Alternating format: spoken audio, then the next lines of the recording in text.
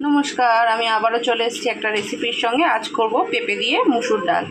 এটা অপূর্ব স্বাদের একটা ডাল, যেটা ভাত রুটি দুই খুব ভালো লাগবে দিয়ে খেতে। তো চলুন, প্রথমে পেঁপেটা আর ডালটা আমি সিদ্ধ করে নিই। সিদ্ধ করে নিয়ে আর আসছি। ডালটা তো সিদ্ধ হয়ে গিয়েছে, চলুন এবার ফোড়নটা দিয়ে নিই। এর মধ্যে দুটো শুকনো লঙ্কা ফোড়ন দিয়ে দিলাম। আমি দিয়ে দেবো 5 ফোড়ন। এবার এটা একটু ভেজে নিই, চলুন ভেজে নিয়ে আর আসছি। ভাজা হয়ে গিয়েছে, এবার ফোড়নে দিয়ে দেবো আমি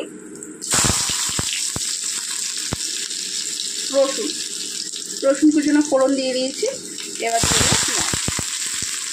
তো চলুন এটা একটু নেড়ে ছেড়ে নিই, একটু লাল করে নিয়ে আর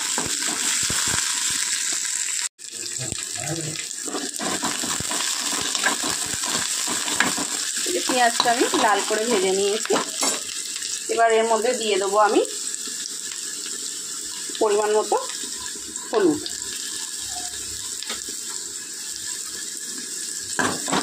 দিয়ে দিই, একটুখানি নাড়াচাড়া করে নেবো।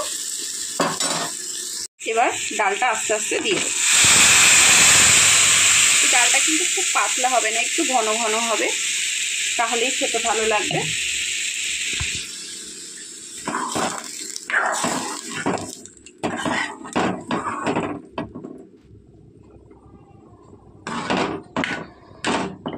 এই যে দেখুন, পেঁপেগুলো কিন্তু খুব গলে যায়নি, আবার পুরো সিদ্ধ হয়ে গিয়েছে।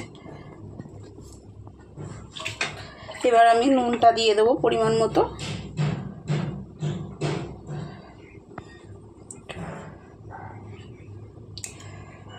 এবার চলুন এটা একটু ফুটিয়ে নিয়ে আর আসছি। কিন্তু বেশি ফোটাবো না, একবার ফুটে উঠলেই নামিয়ে দেবো। তো চলুন ডালটা হয়ে যাক, আসছি। ডালটা খুব ভালো করে ফুটে গিয়েছে আর হয়েও গিয়েছে। তো চলুন নামিয়ে নিয়ে আসছি। পেঁপে দিয়ে মুসুর ডাল।